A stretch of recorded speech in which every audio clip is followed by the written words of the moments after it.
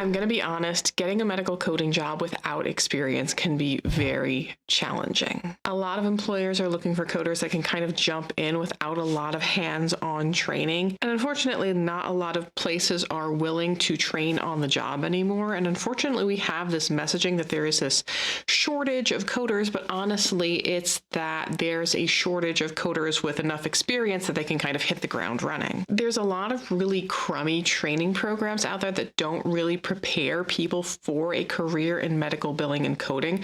So that makes employers then very cautious because they're like, well, how do we determine if this person can really code and that they're going to do it accurately and not lose us a bunch of money, or if they just passed an exam because someone just told them like, oh, this is the way to kind of fudge your way through passing the exam.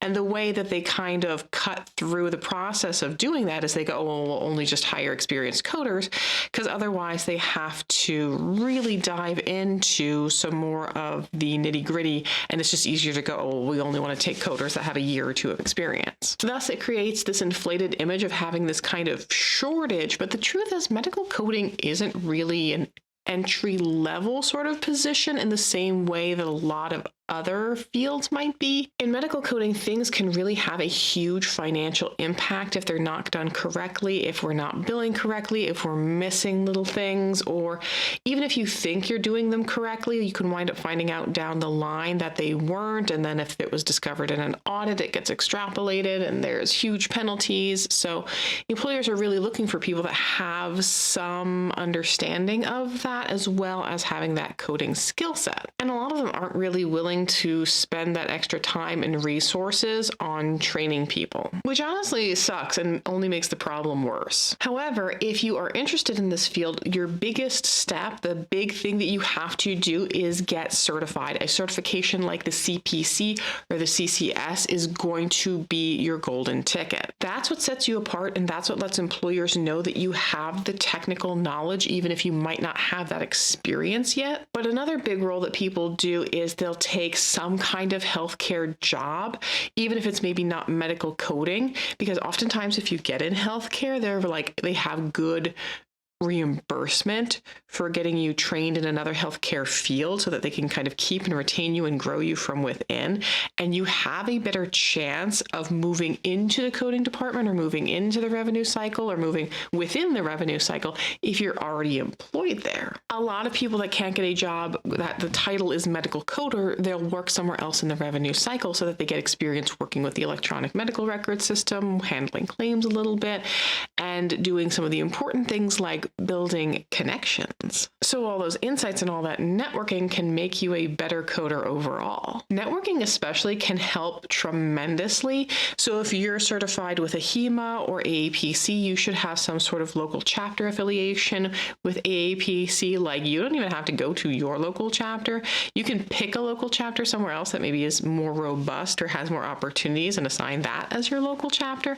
I'm kind of like in between two chapters. I'm kind of like halfway in between Allentown and Reading. So I've changed a couple of times depending on my location or where my employer's location is. But I also go to other local chapters in the area virtually and in person. I've gone out to Philadelphia. I've gone out to Lancaster. I've gone out to, there used to be a chapter that was kind of out towards the Philly suburbs that I went to, and I'll go anywhere. That networking really helps build your connections and really tunes you into things like job opportunities, because those people know when jobs are going to open in their organization, and they can help kind of get that foot in the door for you in healthcare and make sure that you can then maybe even get reimbursed for appropriate training. Speaking of which, if you want to get on the right track for medical billing and coding and get trained quickly, efficiently, and be prepared for exams such as the CPC, I would definitely recommend that you check out Preppy. I've partnered with them because I really believe that they are giving the best shot to my viewers. They have an amazing support system. They've made it very easy. They've made it super, super affordable, because some of these other training programs, they throw in so much stuff to bloat up their program, and then it winds up taking forever to finish, or it's overwhelming, or you pay an extraordinary amount of money. So it's a very accessible option, and you can find out more about them by signing up for my free career masterclass at medicalcodingmasterclass.com. The masterclass is going to tell you all of my best tips and tricks for getting settled in this career, and my top training program, which is Preppy. It just takes out all of that guesswork. So definitely definitely check it out, medicalcodingmasterclass.com. And if you are feeling overwhelmed, like, don't worry, because that is natural when you're starting any new career. Getting started in medical coding when you don't have any prior experience can feel like an uphill battle, but there's a lot of tools that you can use to better equip your arsenal. So investing in your skills, in your training, that's the first big step into getting a career in medical billing and coding. And then of course, staying current, because let's say you finish and you're like having trouble finding a job, and the employers, you know, it's been a few months, the employers are going to ask you, like, what are you doing while you're not employed in medical coding to stay current, to stay up to date? And you need to have an answer for that during the interview.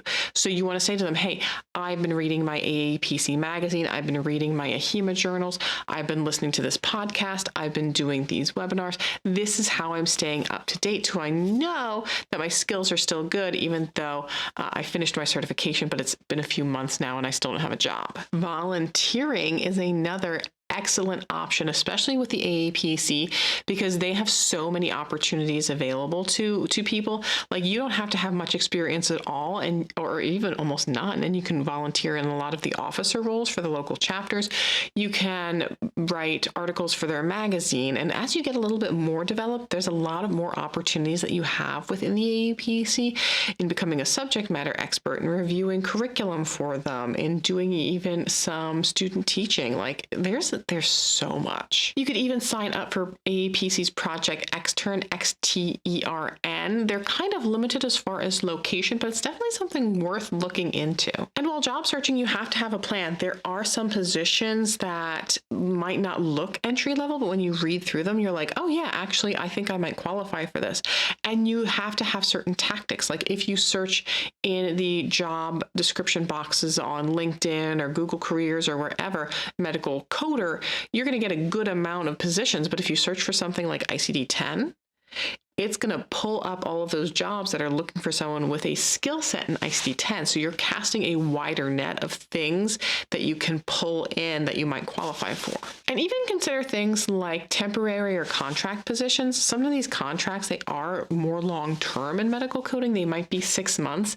And that 6 months that you had that contract could be the world of difference between an employer taking you for a position where maybe they say they want 2 years, but they're like, you know what, 6 months? Yeah, we'll take that. So look into getting your feet wet with some of those positions that might not be titled medical coder. They might be something more like record specialist, coding assistant, billing assistant, accounts receivable. They might not get you that full coding experience where you're like sitting there and just coding charts, but they're getting you involved in the revenue cycle, and they're getting you familiar with the electronic medical record system, how to look up a code, and it will start getting you ready for that broader range of availability of things that you're qualified for. And lastly, stay positive, stay persistent. You're gonna hear no a lot, but every rejection is at least one thing that you're making improvements on. Like, okay, well, this didn't work out, so what's the next thing? And start building on it. If you're doing the right things, like getting involved in your local chapter, refining your resume, building your skills, getting certified, eventually you will find that opportunity. So look for those volunteer positions, network like crazy, because the opportunities are out there, but they're not just gonna land on your lap. Having that active plan and doing things to move forward can absolutely make the